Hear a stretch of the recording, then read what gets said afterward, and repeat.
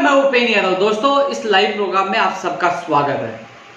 दोस्तों, सुबह माननीय शिक्षा मंत्री जी से हमारे प्रतिनिधि मंडल की वार्ता हुई और अभी माननीय मुख्यमंत्री जी से हमारी मीटिंग प्रस्तावित है। लेकिन किन किन मुद्दों को लेकर वार्ता हुई मैंने कल आज सुबह आपको पोस्ट में बताया था, लेकिन क्या क्या वार्ता हुई वो इस लाइव में चर्चा करेंगे। लेकिन उससे पहले मैं कुछ आप लोगों से रूबरू होना चाहता हूँ और आप लोगों की जो सोच है, सोशल मीडिया की हो चाहे कॉल और मैसेज की, एक मिनट में आप परिणाम चाहते हो। आप चाहते हो कि मुलाकात होते ही आपके हाथ में परिणाम आए। प्रयास करना पड़ता है। राजस्थान बेरोजगार एकीकृत महासंघ कई सालों से चल रहा है। मैं 9 साल से संघर्ष कर रहा हूँ। एक चीज के पीछे भागना पड़ता है। एक भर्ती के लिए भागने लग गया तो और भर्ती वाले पीछे से मैसेज को। मैं समझता हूँ आपकी पीड़ा, लेकिन ये समझना होगा कि एक इंसान है, एक मुद्दा हाथ में ले लिया, उसको पूरा करवाना होगा। ऐसा नहीं कि मैंने फोटो खिंचवा दी, वीडियो बना दी, उनको छोड़ दूँ, दूसरे के पास लगेगा, फोटो खिंचवा दिया, तीसरे के पास। ये नहीं यार, वो भी बेरोजगार है यार। कम से कम एक भर्ती को तो मंजिल तक पहुंचाए, कम से कम हमारे साथियों को तो मंजिल मिले। अब मैं आज की जो वार्ता के लिए भी बात कर लेता हूँ। दोस्तों, आज माननीय मुख्यमंत्री शिक्षा मंत्री से मुलाकात हुई। पहले भी 19 तारीख को टाइम मांगा था, शिक्षा मंत्री बिजी थे, फिर मंगलवार को टाइम मांगा, वो लेट आए सिक्कर से। फिर आज मेरी मुलाकात हुई। शिक्षा मंत्री जी ने ये बात कही, रीट के लिए विशेष जो रीट के अभ्यर्थी इंतजार कर रहे हैं कि माननीय मुख्यमंत्री जी तक फाइल की हुई है। कुलदीप राठा जी जो OSDM से बात हुई है, बोले कि मुझे जब भी बुलाएंगे मैं चला जाऊंगा। उनकी सहमति यानी उनसे अप्रूवल बाकी है। हमने जो दोनों नियम थे, जो वेटेज कम करके और जो 2 एग्जाम वाला, उनको भेज दिया है। जो भी मीटिंग होगी उसके अलावा पंचायत राज विभाग का भी रोल है, उसमें रूल्स में बदलाव होगा। जो मैंने आप लोगों को पहले वीडियो में बता दिया था कि पंचायत राज रूल्स में भी संशोधन होगा। वेटेज कम होगा तो भी संशोधन होगा, 2 एग्जाम होगा तो भी संशोधन होगा। तो वो कह रहे हैं कि मैं पारदर्शिता के साथ एग्जाम कराना चाहता हूं। मैं जल्दबाजी में फिर घोषणा कर दूं कि एग्जाम इस तारीख होगी, फिर एग्जाम नहीं होगी तो आप ही गाली दोगे। हमने सेकंड ग्रेड का, आप किसी भी राज्य में देख लीजिए, कोई भर्ती प्रक्रिया चालू हो गया, हमने सेकंड ग्रेड का LD शिक्षा विभाग के लोगों की नियुक्ति प्रक्रिया के आदेश जारी किए। किसी भी अभ्यर्थी ने ये नहीं कहा कि शिक्षा मंत्री जी आपको धन्यवाद। लेकिन रीट के लिए आप लोग इतना कुछ बोलते हो, फिर भी मैं सहन कर रहा हूँ, फिर भी मैं कोशिश कर रहा हूँ पारदर्शिता के साथ भर्ती हो। तो माननीय मुख्यमंत्री जी के पास वो फॉर्मूला गया, वो किस पे हरी झंडी देते हैं, मुझे बुलाते हैं तो मैं तुरंत जाने के लिए तैयार हूँ। उसके बाद जो पंचायत राज नियमों में संशोधन करके और आगे की प्रक्रिया शुरू करेंगे। दोस्तों, मैंने रीट शिक्षक भर्ती में पद बढ़ाने की बात रखी है। कॉमर्स वाले अभ्यर्थियों को वेटेज हटाने सारी वो मांगे रखी है।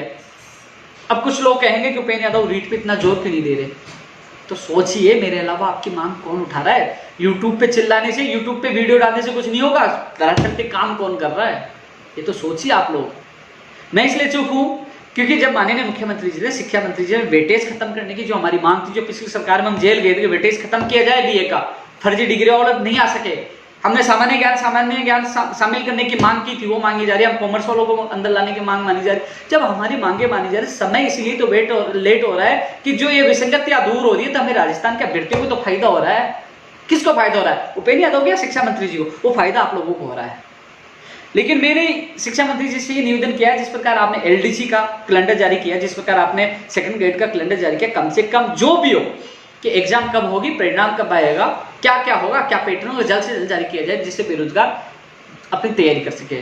मैं ये नहीं कह रहा कि एग्जाम आप 2 सितंबर को, अक्टूबर, आप चाहे जनवरी, फरवरी, दिसंबर जब भी करवाए, 2 महीने, 5 महीने, 7 जो भी लेगा, कम से कम बेरोजगारों कह दे कि इतनी तारीख को आपके एग्जाम होंगे, ये कैलेंडर है, ये पैटर्न है, जिससे बेरोजगार तैयारी कर सके। ये बात मैंने मजबूती से रखी है, उनके सामने बात रखी है। और दोस्तों, विशेष शिक्षकों की बात रखी है, उनके भी पद आएंगे। विशेष शिक्षक वाले मुझे मैसेज करते रहते, तो आपकी मैंने दोस्तों, मेरा प्रयास था आपके लिए वहां जाकर बात रखी है। और इसके अलावा CMO के CM सचिव साहब से भी मैंने बात रखी थी। मैंने साहब, आपने भर्तियां निकाली है, पूरे राजस्थान के बेरोजगारों ने धन्यवाद दिया, वाई का आपको दी है कि वास्तव में सरकार वास्तव निकाली है। मैं भी मांगूंगा, मैं धन्यवाद क्यों दे रहा हूँ कि अन्य राज्यों में भर्ती प्रक्रिया रुक गई, लेकिन इस सरकार को धन्यवाद दे रहा हूँ कि लगातार माननीय मुख्यमंत्री मॉनिटरिंग करे, भर्तियां निकालें। चाहे शिक्षा मंत्री जी को भी धन्यवाद है, कम से कम सेकंड ग्रेड और LDC भर्ती 2018 का कैलेंडर जारी किया। जहां गलत होगा हम विरोध भी करते हैं, लेकिन बात ऐसी है कि समय लग रहा, मुझे पता है। मैं आपकी बात मजबूत, आपकी पीड़ा रख के आऊंगी, वो परेशान है, दुखी है कि जल्द से जल्द जो भर्ती प्रक्रिया, कैलेंडर, पैटर्न सब जारी हो, पद भी बढ़ाए जाए। शिक्षा विभाग में बहुत पद खाली है। CM सचिव साहब को मैंने कह दिया था, साहब आपने भर्तियां निकाली, धन्यवाद है, लेकिन कम से कम ये पैटर्न जारी नहीं होने से, विज्ञप्ति नहीं जारी होने से बेरोजगार आपने जो अच्छा किया वो भी उस पर भी पानी फिर रहा है। मैंने अच्छी तरह मैंने मजबूती से आपकी बात रखी, कभी मैं झूठ नहीं बोलता, जो बात रखता हूं वही आपके सामने बोलता। तो दोस्तों थोड़ा सा आप इंतजार करो, केवल मुझे आपकी बात रखनी थी, मैं बात रख के आया हूं। अब उन्होंने जो समस्या, क्योंकि आदमी वहां थोड़ा सा, मान लीजिए मैं कमजोर क्यों पड़ जाता हूं, कमजोर इसलिए पड़ जाता हूं कि मेरी मांगे मानी जा रही है। मैंने मांग की आरएस भर्ती, कृषि प्रयोगशाला, महिला सुरक्षा में एडवोकेट जनरल किया जाए, किया। हमने मांग की कि वेटेज खत्म किया जाए, जीके जोड़ा जाए और जो कॉमर्स वाले शामिल किया, उनको मान रहे हैं। हम मांग भी बनवाए और फिर उल्टा भी बोले तो वो देखो अच्छा नहीं लगता। हम प्यार से ही काम करवा सकते हैं। जब शिक्षा मंत्री जी वार्ता करने के लिए तैयार है, माननीय मुख्यमंत्री मिलने के लिए तैयार है, तो फिर हमें जिस प्रकार वो पॉजिटिव है तो उसी प्रकार हमारा काम के लिए हमें हमारा व्यवहार रखना चाहिए, धन्यवाद भी देना चाहिए और साथ भी रहना चाहिए। अभी कोई चुनाव नहीं है, मैं ये नहीं कह रहा आप वोट दो, लेकिन जिस प्रकार जो समस्या चल रही है वो सोचना चाहिए। तो रीट के लिए आज मैंने बात रखी है, वो कह रहे हैं कि माननीय मुख्यमंत्री जी से जैसे ही हमारी जो भी पैटर्न होगा, मैंने हालांकि आपको इशारा कर दिया था, जो भी पैटर्न होगा उस पर अप्रूवल मिलते ही जस्ट मीटिंग करेंगे, पंचायत राज के अधिकारी मौजूद होंगे, नियमों संशोधन कराएंगे और जल्द ही, क्योंकि अभी मैं कैसे कह दूं, मैं कैसे कैलेंडर जारी कर दूं कि माननीय मुख्यमंत्री जी किस पैटर्न को अलाउ कर रहे हैं। शिक्षा मंत्री जी कहना था, वो एक बार उनसे यदि मुझे बुलाते हैं तो मैं यही हूँ, जाने के लिए तैयार हूँ, वहाँ से अनुमोदन जिस पैटर्न के लिए तैयार होते हैं, जो करवाना चाहते हैं माननीय मुख्यमंत्री जी, उसके बाद हम पंचायत राज के अधिकारियों से नियमों में संशोधन कराकर और आगे का हम कैलेंडर जारी कर सकते हैं। अभी स्थिति नहीं है कि मैं कैलेंडर जारी कर दूँ, पहले माननीय मुख्यमंत्री जी हरी झंडी मिले, उन्होंने ये कहा पैटर्न के लिए, कैलेंडर के लिए। तो दोस्तों मैंने सीएम सचिव साहब से बात की है और मैं आप लोगों को विश्वास दिलाता हूं कि मैं पूरी प्राथमिकता के साथ प्रयास करता रहूंगा कि जल्द से जल्द इसका पैटर्न, विज्ञप्ति, परीक्षा तिथि भी जारी हो और पदों की संख्या भी बढ़ाई जाए और तमाम विसंगतियां भी दूर हो। आप किसी के बेखाम नहीं है जो यूट्यूब चैनल पे डालते हैं कि मैं ऐसी तैसी कर दूंगा, मैं ये कर दूंगा, आप उसको उठा के देख लीजिए, कुछ नहीं करने वाले। और जिस दिन कुछ करना होगा ना वो हम ही करेंगे, आपको पता होगा, पहले देख लिए। लठ भी खाए, जेड़े भी गए, अनशन भी किया, सब कुछ किया, किसी को आगे नहीं किया भैया तू अनशन पे बैठ, तू लाठियाँ खा ली। लाठी खाई तो सबसे पहले मैंने खाई है, जेल गया था सबसे पहले जेल में गया, अनशन किया तो मैंने किया है। और जिस दिन नौबत आएगी तो आपका भाई आगे रहेगा, आपको आगे नहीं आने देगा, आप तो पीछे रहोगे। लेकिन जब सरकार सुन रही है, बुला रहे, वार्ता कर रहे हैं, जब सकारात्मक चल रहा है, क्योंकि सकारात्मक जब हमारी विसंगतियां दूर हो रही है तो दोस्तों हाथ जोड़ के निवेदन है कर रहा हूँ, वो आपका ही फायदा हो रहा है, उपेन्द्र यादव का नहीं, आपकी विसंगतियां दूर हो रही है। वो समय आने पे पता चलेगा कि आपको क्या लाभ हुआ। दोस्तों ये रीट को लेकर मैंने आपको जो वार्ता हुई मैंने बता दिया मुख्यमंत्री जी से, वो जो भी होने के बाद शिक्षा मंत्री कहा वो रूल्स में जो भी होना वो सारी चीज़ें मैंने बता दी, जो विसंगतियां वो मैंने बता दी। कंप्यूटर शिक्षक भर्ती का भी विज्ञप्ति जारी हो, नई स्कूल व्याख्याता भर्ती, स्कूल लेक्चरर। तो दोस्तों इस कंप्यूटर शिक्षक के लिए कहा कि हमारी सरकार की इच्छा शक्ति है कंप्यूटर शिक्षक भर्ती आई, लेकिन हम इसका कंप्यूटर शिक्षक पद का कैडर बन रहा है, नियम बन रहे हैं, थोड़ा सा उसमें समय लग रहा है, आप संयम रखो, हम भर्ती निकालेंगे, लेकिन मैं आपको नहीं बता सकता भर्ती कब आएगी। जब नियम बन जाएंगे, माननीय मुख्यमंत्री से स्वीकृति मिल जाएगी, उसके बाद हम जरूर भर्ती निकालेंगे, आपको बता देंगे। उन्होंने ये कंप्यूटर शिक्षक भर्ती के लिए कहा है। दोस्तों हम लगातार मांग कर रहे थे, पिछली सरकार में कंप्यूटर शिक्षक भर्ती निकाल दी, लेकिन 5 साल निकल गई, कम से कम कैडर बन रहा है। कई लोगों ने ज्ञापन भी दिया कि ये होना चाहिए, ये नहीं होना चाहिए, तो उससे भी विचार चल रहा है। तो शिक्षा मंत्री जी ने कहा कि कंप्यूटर कैडर बनना, थोड़ा सा आप सहम करो कि उसकी विज्ञप्ति भी आएगी। नई स्कूल व्याख्याता भर्ती के लिए शिक्षा मंत्री जी ने कहा कि पहले डीपीसी होगी और डीपीसी के बाद पदों की गणना होगी, उसके बाद ही हम स्थिति हो पाएगी नई भर्ती की विज्ञप्ति निकालने के। बोले हम डीपीसी करेंगे, पदों गणना होगी, उसके बाद ही आपकी नई विज्ञप्ति जारी होगी स्कूल व्याख्याता भर्ती की। उससे पहले ये भर्ती है, इस प्रोसेस में जब तक ये भी लगभग अंतिम स्तर पर आ जाएगी, ये शिक्षा मंत्री जी ने नई स्कूल व्याख्याता भर्ती के लिए कहा है। प्रयोगशाला सहायक भर्ती के जो शिक्षा वाक्य उनके लिए कहा कि 6 तारीख को जो सुनवाई है, एडवोकेट जनरल साहब आ रहे हैं, प्रयास ये रहेगा कि 6 तारीख को निस्तारण हो, जिससे हमें नए शिक्षा विभाग में प्रयोगशाला जो है, जो लैब असिस्टेंट वाले जो मिले हमें। तो दोस्तों प्रयोगशाला सहायक भर्ती के लिए भी उन्होंने पॉजिटिव रिस्पॉन्स दिया है।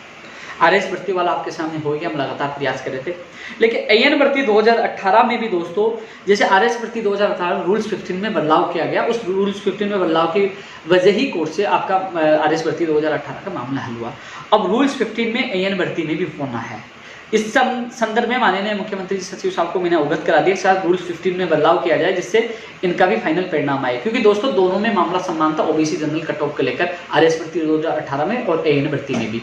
तो उसमें क्योंकि परिणाम नहीं आ रहा था, हम लगातार सोशल मीडिया के माध्यम से आवाज उठा रहे थे कि परिणाम क्यों नहीं आ रहा। बाद में पता चला कि वो सुरगान वाले केस का इंतजार कर रहे थे, क्योंकि उसकी लाइट में एएन भर्ती 2018 के उन अभ्यर्थियों को शामिल किया गया था जो ओबीसी के थे और जो एसटी से जो भी हो, जो जनरल से ज्यादा नंबर लेके आते वो बाहर हो गए थे, उन लोगों को शामिल उसी सुरगान यादव वाले जो आरएस वाले मामले में उसके बिहेव पे यानी कि लाइट में फैसला आया था, लेकिन अब उसका फाइनल फैसला नहीं आया था। अब उसमें भी अनुमति लेनी पड़ेगी कोर्ट से और उसमें भी रूल्स 15 में बदलाव होगा, वो मैंने बात रख दी। थोड़ा समय लगेगा लेकिन आपका परिणाम जल्द होगा, राहत मिलेगी। आरएस भर्ती 2018 का परिणाम 5 जुलाई के बाद ही आएगा। आपको पता है 4 जुलाई तक तो एमबीसी का जो भी है ऑप्शन जो ले रहे हैं, जो मांग रहे हैं, इसके बाद 5 जुलाई के बाद ही आएगा, यानी कि अगले वीक में आपका परिणाम आ सकता है। दोस्तों जूनियर अकाउंटेंट 2013 के अभ्यर्थी मुझसे मिल के गए थे, ऑफिस में आए थे, करीब 20-30 लोग थे, उनकी मैंने बात सुनी थी और मैं उनको विश्वास दिलाता हूँ जितनी मेरे से मदद होगी जूनियर अकाउंटेंट 2013 के अभ्यर्थियों करूँगा। वहीं सूचना सहायक भर्ती 2013 वाले मैं पूरी मदद करूँगा। फायर वाले आए हैं, इन अभ्यर्थियों को उनके विभाग में इनको पहुँचाए, ये मिल के आए, ये संतुष्ट है। अब 7 जुलाई को उनको सुनवाई है, इनके एडवोकेट से सीएमओ से फोन करवाना, जो भी मैं इनकी पूरी मदद करूँगा। सेकंड ग्रेड भर्ती 2018 संस्कृत विभाग की जो काउंसलिंग प्रक्रिया, नियुक्ति प्रक्रिया जो बाकी है, इस संबंध में मैं कल माननीय मंत्री जी से मैं खुद बात करता हूँ। हालांकि एक बार पहले बात रखी थी, लेकिन इसकी प्रक्रिया शुरू हो ये बात में मैं रखूंगा। दोस्तों जैन भर्ती का सिलेबस जारी हो गया है। मैंने कहा था सिलेबस में कोई बदलाव नहीं होगा, थोड़ा बदलाव होगा, वही आपके सामने है कि लगातार मैं आप लोगों को कह रहा था तैयारी करो, वही है। आपके एग्जाम 6 दिसंबर से स्टार्ट है, आप उसकी तैयारी करते रहे। दोस्तों एनटीटी का डेटा अभी तक उनके पास पूछा नहीं। रीड 2018 लेवल की एक और सूची मैंने हमारे एडवोकेट जोधपुर बात की है, सुनवाई कोशिश कर रहे हैं, परिणाम आने दो। 2016 और 17 में इन्होंने जो लापरवाही किया, जब माननीय मुख्यमंत्री से मिलूंगा तो मैं जरूर बात रखूंगा कि जिन विभाग अधिकारी जो भी इसमें शामिल है, मैं नाम लेना चाहता, एक बार माननीय मुख्यमंत्री तक मैं बात रखूंगा। और जो 4 भर्तियां कृषि परीक्षा प्रयोगशाला सहायक महिला सुपरवाइजर, आप 6 तारीख इंतजार करो, मैं मेरा बेस्ट कर रहा हूँ।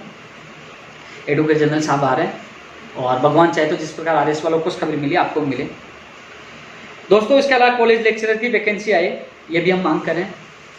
दोस्तों इसके अलावा ऊर्जा विभाग की भर्तियों के लिए मैंने कल भी लेटर लिखा, पहले भी लेटर लिखा। मैं आपके हर पीड़ा को समझता हूँ। आईटीआई वाले लगातार मुझे कॉल मैसेज कर रहे हैं।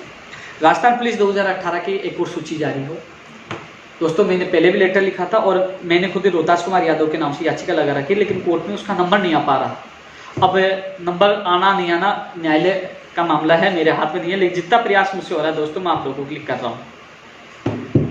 इसके अलावा दोस्तों व्यावसायिक जो वोकेशनल टीचर के मामले में शिक्षा मंत्री जी ने ये कहा है कि सप्ताह भर के अंदर वो इस मामले में मीटिंग ले रहे हैं। जो उनका सैलरी वाला मामला है, जो समस्या आ रही है वोकेशनल टीचर के लिए कहा सप्ताह भर में इस मामले में अधिकारियों की मीटिंग लेके रास्ता निकालने की पूरी कोशिश करेंगे, ये शिक्षा मंत्री जी ने मुझे कहा है। 2012 में सुप्रीम कोर्ट में सरकार जा चुकी है। नमो नारायण से मेरी बात हुई थी, वो मुझसे मिलेंगे, जितना सहयोग है मैं उनसे पूरा करूंगा। 2013 सेकंड ग्रेड के लिए मुकेश बेनीवाल मेरे साथ थे। मुकेश बेनीवाल ज़्यादा चिंतित है, उनका व्यक्तिगत साथियों को कहूँगा कि मुकेश बेनीवाल आपके लिए पूरी भागदौड़ कर रहा है, चिंतित भी है। आज भी बात रखी थी, वो वित्त विभाग से जल्द से जल्द फाइल निकलवाने की हम पूरी कोशिश करें। टीआरए की 124 की वैकेंसी की अभ्यर्थना अभी तक, उसके लिए भी हम पूरी कोशिश करें कि अभ्यर्थना इसके भी ग्राम सेवक की भी, वन रक्षक वनपाल जो जितने भर्ती हैं उनकी भी पहुँचे। दोस्तों एक सबसे बड़ा मुद्दा है बाहरी राज्यों का कोटा कम हो। बाहरी राज्यों का कोटा कम हो, वो प्रयास भी हमारा पहले जारी था, लेकिन अब किस वजह से, कोरोना महामारी की वजह से वो मामला दब चुका है। लेकिन मुझे पता है बाहरी राज्यों का कोटा कम हो उसके लिए प्रयास करूंगा मैं भी, और आप इसमें जुड़े। अब दोस्तों अब मैं जो